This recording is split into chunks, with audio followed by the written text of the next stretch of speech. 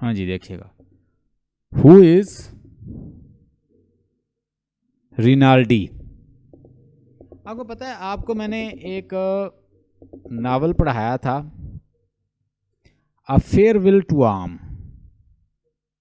अगर नहीं पढ़ा तो मैंने इसके ऊपर लेटेस्ट लेक्चर दिए हुए हैं, मैं आपको लिंक सेंड करूंगा, आप सुन लीजिएगा। हु इज रिनाल्डी, ये डॉक्टर रिनाल्डी होता है, ये फ्रेंड होता है किसका, उसके जो हेनरी होता है उसका, हेनरी जो उसका प्रोटैगोनिस्ट है, यानी फेयरवेल टू आर्म्स के अंदर, फेयरवेल टू आर्म्स के अंदर जो उसका प्रोटैगोनिस्ट है हेनरी, वो ये उसका क्या है, दोस्त है। ये इंट्रोड्यूस करवाता है दो नर्स से, और उसमें एक होती है कैथरीन बार्कले, यानी जो नर्स से इंट्रोड्यूस करवाता है और उसी नर्स में इंटरेस्टेड होता है। तो ये मतलब ये वो बंदा है, इसको मैं थोड़ा सा बता देता हूँ। ही is a surgeon doctors in the Italian army, he is a surgeon doctor in the Italian army. पहली तो बात ये है, मिसचीफेबल, यानी ये एक मिसचीवियस है, and was the oversexed, he is a Henry's closest friend. ये हेनरी का क्या होता है, क्लोजेस्ट फ्रेंड होता है, और यही इंट्रोड्यूस करवाता है कैथरीन से। ये कैथरीन में खुद भी सेक्सुअली अट्रैक्टेड होता है, लेकिन वो इसकी तरफ अट्रैक्ट नहीं होती। बाद में ये किसकी तरफ अट्रैक्टेड हो जाती है, हेनरी की तरफ। आगे क्वेश्चन एक और पूछा उसने, कहता है कि what does rain symbolise in Farewell to Arms. आपको पता है कि जब वो अपने अपार्टमेंट की तरफ वापस जा रहा होता है, मतलब उस अब कैथरीन की तो डेथ हो जाती है, वो प्रेग्नेंट होती है, तो प्रेगनेंसी के दौरान उसकी डेथ होती है, तो बारिश हो रही होती है, तो हेनरी जो है अपने कमरे की तरफ लौट के जा रहा है। अब ये बारिश किसको जाहिर करती है, ये एक ऑब्जेक्टिव कोरिलेशन जो है उसने क्रिएट किया है राइटर ने। ये एक बता रही है कि अब बहुत परेशान है प्रोटैगोनिस्ट, परेशानी को, ठीक है, ये इसका सिंबल है। Rain serves as in the novels as a potent symbol of the inevitable disintegrations of the happiness in life, यानी it is the disintegrations of the unhappiness in, यानी disintegration of the happiness. It is the symbol of depression, anxiety, unhappiness. बस ये लिख दें। Brain किसका symbol है, symbol है suffering का, ठीक है, अनहैप्पीनेस का, कि अब करैक्टर जो है वो बड़ा परेशान है। तो ये आपने इसका जवाब देना 2 लाइन में बस। यहां तक किसी स्टूडेंट को कोई प्रॉब्लम हो जो मैंने कितने क्वेश्चन करवाए, यानी उसने आपसे पूछा है भाई कि रेन जो है इस मतलब फेयरवेल टू आर्म के अंदर, फेयरवेल टू आर्म्स के अंदर जो रेन है किसका सिंबल है, तो आपने बताना है rain is a symbol of unhappiness, ठीक है, और दूसरा सफरिंग किसकी, करैक्टर की वाइफ की डेथ हो गई है ड्यूरिंग प्रेगनेंसी, और वो परेशान अपने कमरे की तरफ, ऊपर बारिश हो रही है और वो लौट के जा रहा है। यहां तक कुरातुल ऐन कोई प्रॉब्लम हो शॉर्ट क्वेश्चन के? सर आ गया समझ। Very good. What does the sea symbolizes in the painter. Painter के अंदर सी जो है वो किसकी सिंबल है? वैसे आप बताएं, मुझे उर्दू में बताएं, किसी को पता है तो, किसकी सिंबल है?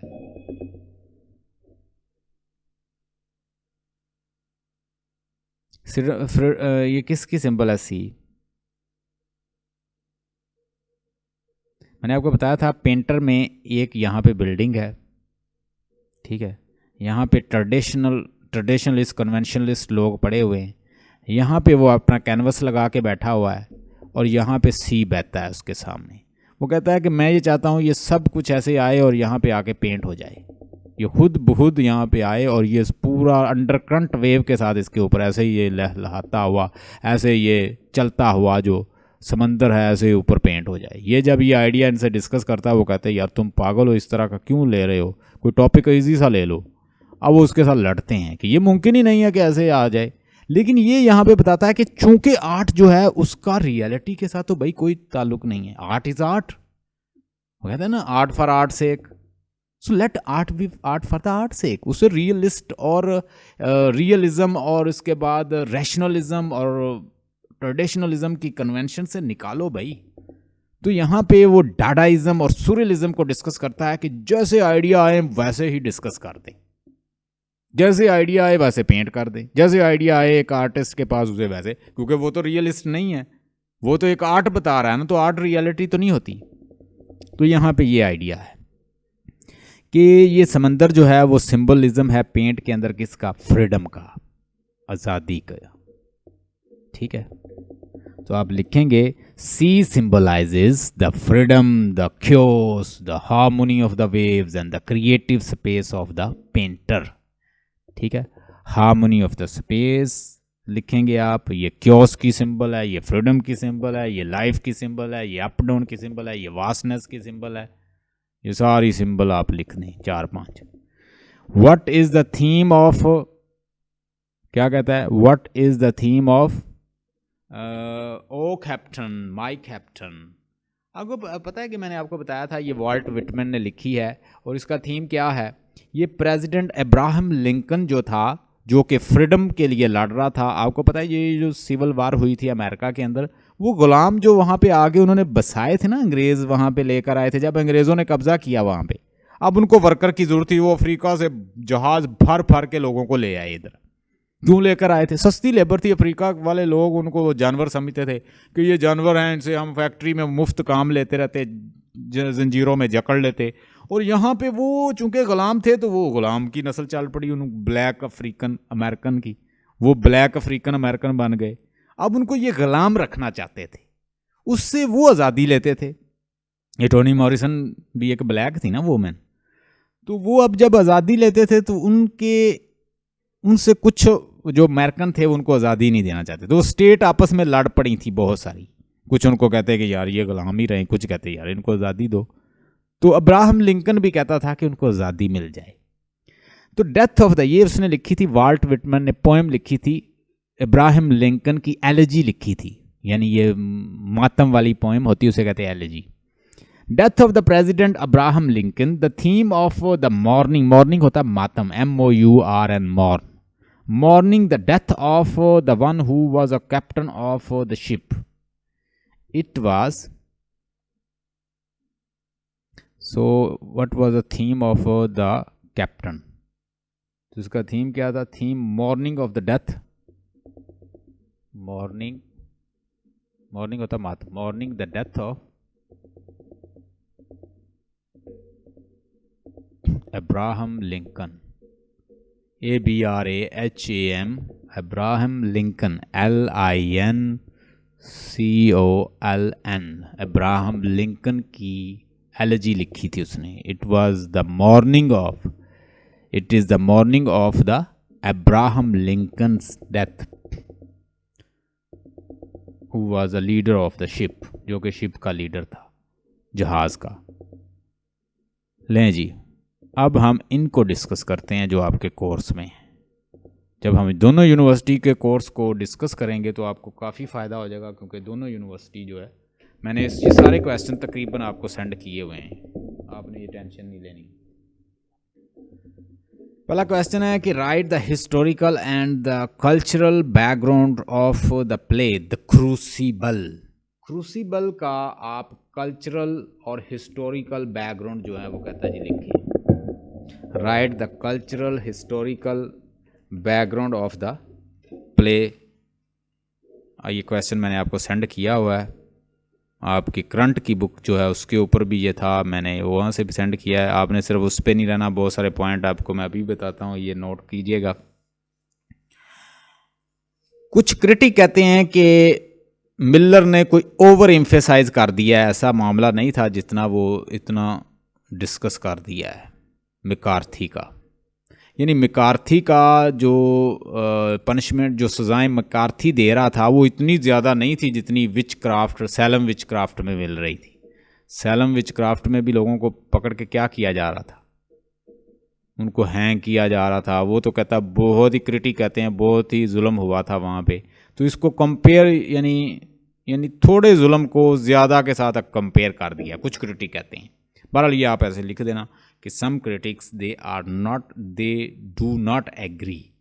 They say that he is overemphasize the matter because in Salem witchcraft that was a serious enough and many innocent people killed in the Salem witchcraft. जो Salem witchcraft जो है वो 16th सेंचुरी में मतलब प्योरिटन्स ने बहुत ज़्यादा जुल्म ढाए थे। अब हुआ यूँ था, मैं थोड़ा सा आप हिस्टोरिकल बैकग्राउंड इस तरह लिखेंगे कि ये बंदा जो आर्थर मिलर है, आर्थर मिलर के हाथ एक बुक आई थी, उसका नाम था devil in Massachusetts, devil in Massachusetts. उसके हाथ एक बुक आई थी, उसका नाम था डेविल इन मैसाचुसेट, और इसके अंदर वो सारा सैलम विचक्राफ्ट जो है वो डिस्कस किया गया था। इसने उसको क्या किया, एक मेटाफर के तौर पर इस्तेमाल किया जो मैकार्थी कर रहा था। मैकार्थी के साथ मैकार्थी क्या कर रहा था, मैकार्थी ने एक लॉ इंट्रोड्यूस करवाया था, ये सेनेटर था और इसने लॉ इंट्रोड्यूस करवाया था कि जितने भी अन अमेरिकन लोग हैं इनको क्या किया जाए, इनकी एक्टिविटी को मॉनिटर किया जाए और चेक किया जाए कहीं ये कोई सोशलिज्म और ये कम्युनिज्म तो यहाँ पे नहीं फैला रहे रशिया का। तो इस तरह ये भी थोड़ा सा इन्फ्लुएंस था ये हमारा राइटर आर्थर मिलर। तो इसका भी ट्रायल होता है, इससे पूछा जाता है और इसको तंग किया जाता है और इससे पूछा जाता है तुम्हारे साथ और कौन कौन है, तो ये आगे से कहता है मुझे तो नहीं पता, आई डोंट नो, ये उनके नाम नहीं बताता।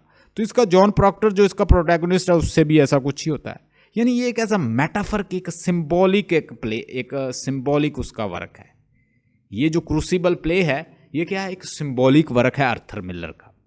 यानी उसने अपनी लाइफ के साथ कुछ रिलेट किया है, कुछ उसने क्या किया है, एक कुछ उसने मैकार्थी के साथ इंट्रोड्यूस किया है, जो मैकार्थीज़म चल रहा था। मैकार्थीज़म क्या था कि एक लॉ इंट्रोड्यूस करवाया था, वो सारे अमेरिकन को उनको मॉनिटर करते और उनको ऐसे ही जैसे मुसलमानों के ऊपर दहशतगर्दी के इल्ज़ाम में पकड़ के ले जाते। अब इसी तरह कुछ वहाँ पे हो रहा था। आप यहाँ पे इंट्रोड्यूस सारा कुछ बताएंगे, बैकग्राउंड किस तरह उसके हाथ बुक लगी, बुक से वो इन्फ्लुएंस हुआ, उसने कहा ये मैकार्थी भी तो ऐसे ही कर रहा है, तो उसने मैकार्थी के ऊपर भी वो लगा दिया। तो वो सारा कुछ आपके उधर लिखा हुआ है। तो उसमें अन अमेरिकन एक्टिविटी को वो मॉनिटर करते थे। डेविल इन मैसाचुसेट उसके हाथ एक बुक लगी थी, ये आपने बताना है। उसने पढ़ा और उससे मुतासर हुआ, उसने कहा कि इसको मैं रिलेट करूँगा और बतौर मेटाफर उसको यूज़ किया। उसके बाद बस वो भी ये पूछते थे कि या तो तुम हमारे ख़िलाफ़ हो या तुम हमारे साथ हो या हमारे ख़िलाफ़ हो, और यही कुछ उधर पूछ रहे थे। सैलम में भी ऐसे ही हो रहा था। यानी person is either with court or he must be counted against it. यानी या तो तुम हमारे ख़िलाफ़ हो या तो कोर्ट के साथ हो या हमारे ख़िलाफ़ हो, ठीक है। और ये सारी एक्टिविटीज़ जो हैं वहाँ पे चल रही थी। आपने ये सारा डिटेल जो है वो बताना है, इसका बैकग्राउंड, और डिस्कस करते जाना है कि किस तरह की ये स्टोरी थी और किस तरह से उनको पकड़ पकड़ के हिस्टोरिकल बैकग्राउंड जो है वो आपने उसका हिस्टोरिकल बैकग्राउंड वही विचक्राफ्ट वाला, ठीक है, सैलम विचक्राफ्ट में क्या कर रहे थे और ये प्योरिटन्स वहाँ पे आए क्यों थे। चूँकि जब इंग्लैंड के ऊपर कब्ज़ा किया गया था, यानी इंग्लैंड ने जब अमेरिका के ऊपर कब्ज़ा किया था, तो उस वक्त हुकूमत किन की थी, प्योरिटन्स की थी। तो प्योरिटन्स जो थे वो क्या कर रहे थे, अपना दीन जो है वहाँ पे फैला रहे थे। तो ये चूँकि वहाँ पे वो इतने प्योरिटन्स चले गए थे, वो अपना एक तो वो लड़ रहे थे, सोल्जर भी वो ज़्यादा प्योरिटन्स ही थे। आपको पता है ओलिवर क्रॉमवेल का मैंने डिस्कस किया था, वो एक प्योरिटन था, ठीक है। तो उनके ही फॉलोअर यहाँ अमेरिका में गए थे, तो उन्होंने वहाँ पे ना सिर्फ अपना मज़हब फैलाया बल्कि उनके कंट्री पे कब्ज़ा भी किया अमेरिकन के ऊपर, और अमेरिकन को क्या बना दिया, उनको भी यही बना दिया प्योरिटन। सो वहाँ पे प्योरिटन ही मज़हब जो है वो वहाँ पे ज़्यादा फैल गया। Illustrate the mourning become Electra as the psychological drama of lust. देखें ये पंजाब यूनिवर्सिटी में भी आया हुआ है यही, और यही इधर आया हुआ है। अब आपने ये एक ही क्वेश्चन होगा ये उठा के, या तो वो यानी यूनिवर्सिटी ऑफ सरगोदा के पेपर सामने रखेगा बनाते हुए, या वो क्या करेगा पंजाब यूनिवर्सिटी के उठा लेगा, या वो जीसी यूनिवर्सिटी के उठा लेगा, या वो नमल के, या इस तरह डिफरेंट यूनिवर्सिटी के। ये तकरीबन काफ़ी यूनिवर्सिटी के कोर्स में मौजूद है ये प्ले। तो वहाँ से जब उठाएगा तो वो डिफरेंट मतलब वो स्टाइल से क्वेश्चन पूछा होगा, वो पता नहीं अब कौन सा उठा के आपको दे दे। थोड़ा सा उसने क्या फ़िक्रे उसके वर्ड चेंज करके आपको ये दे देना, बात एक ही है। अब illustrate the mourning become Electra, mourning become psychological drama of the lust. अब देखिए कहाँ कहाँ लस्ट हमें नहीं मिलती। चलें जी शुरू हो जाए। जहां जहां पे हमें लस्ट मिलेगी इस प्ले के अंदर, हम सारी अगर समरी भी एक्सप्लेन कर दें तो हमारा क्वेश्चन बन रहा है। देखिएगा, एबमिनान के दो बेटे थे, एक था एजरा, एक क्या था, डेविड।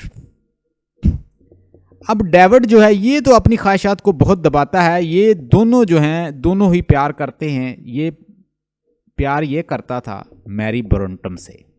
मैरी ब्रोंटम एक कैनेडियन नर्स थी, बड़ी खूबसूरत थी, और चूंकि इनके यहाँ ये प्योरिटन था, और एजरा मेनन जो है वो अपनी प्योरिटन वैल्यूज़ को बहुत ज़्यादा फॉलो करता था और सप्रेस करता अपनी ख्वाहिशात को, अपनी लस्ट को, अपनी विशेज़ को, डिज़ायर को, और क्या करता कि मुझे इजाज़त नहीं है चूंकि मैं प्योरिटन हूँ। ये जो है नहीं मानता प्योरिटन वैल्यू को, ये इसके साथ रिलेशन बनाता है, इसे प्रेग्नेंट कर देता है।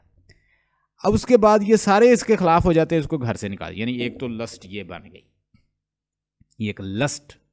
अब ये भी इन्वॉल्व है इसके साथ, लेकिन ये अपनी ख्वाहिशात को दबाता है, अपनी लस्ट को, अपनी विशेज़ को, अपनी जो भी ख्वाहिशात हैं, लेकिन ये इससे पूरा करता है लस्ट को, और इससे ये प्रेग्नेंट होती है और ये इसको घर से निकाल, बल्कि इसके घर को जला देते हैं और इसको हिस्सा भी पूरा नहीं देते। उसके बाद आगे अगर चलते जाएं तो लस्ट हमें मिलती है क्रिस्टीन के अंदर। क्रिस्टीन जो है वो सेटिएट करना चाहती है अपनी ख्वाहिशात को एडम ब्रंट के साथ, और 10 साल के लिए एजरा जो है वो जंग पे गया हुआ है। अमेरिकन सिविल वार कोई दिखाई गई है, उसके ऊपर वो जंग पे गया हुआ है। अब पीछे से वो क्या अक्सर न्यूयॉर्क जाती, वहाँ पे एडम ब्रंट को मिल के आ जाती, उसके साथ फिजिकली और सेक्शुअली अट्रैक्ट। उधर से एडम ब्रंट भी अपनी सेक्सुअल डिज़ायर लस्ट पूरी कर रहा है। और फिर हम मज़ीद आगे जब इसको खोजते हैं ड्रामे को, तो हमें पता चलता है इस प्ले के कि इसके अंदर तो इलेक्ट्रा और एडिपस कॉम्प्लेक्स भी मौजूद है। इलेक्ट्रा कॉम्प्लेक्स की शक्ल में जो लवीनिया है वो अपनी मदर को पास ही नहीं आने देती फादर के, उसके अंदर इलेक्ट्रा कॉम्प्लेक्स है। फिर हम देखते हैं कि एडिपस कॉम्प्लेक्स जो है वो उसके अंदर मौजूद है, वो अपने बेटे की तरफ भी सेक्सुअल अट्रैक्टेड होती है, आरुन की तरफ। आप मज़ीद आगे आ जाएं तो हमें पता चलता है कि आरुन जो है वो भी इंटरेस्टेड है। वो कहता है let you be Ezra, let I be Ezra and you be like a mother Christine. तुम क्रिस्टन बन जाओ और मैं एजरा बन जाता हूं। तो ये भी पता चलता है कि वो अपनी सेक्सुअल डिजायर सेटिएट करना चाहता है लवीनिया से। मजीद हम जब इस प्ले को देखते जाते हैं, खोजते जाते हैं, तो हमें इसके अंदर लस्ट और लस्ट जो है वो कॉम्प्लेक्सेस की शक्ल में, डिफरेंट कॉम्प्लेक्सेस की शक्ल में अय्या होती जाती है। तो हमें मिली लस्ट डेविड की शक्ल में, क्रिस्टन की शक्ल में, एडम की शक्ल में, मैरी ब्रोंटम की शक्ल में, मज़ीद आगे आ जाएं आरुन की शक्ल में, लवीनिया की शक्ल में। ठीक है, तो ये करैक्टर जो सारे हैं हमें ऐसे लगते हैं ये जैसे अपनी लस्ट को सेटिएट कर रहे हैं। और इसके साथ ये स्टोरी है, ये भी आप डिस्कस करेंगे। एस्किलिस एक राइटर है, एंशिएंट ग्रीक एक राइटर है, नाम है एस्किलिस।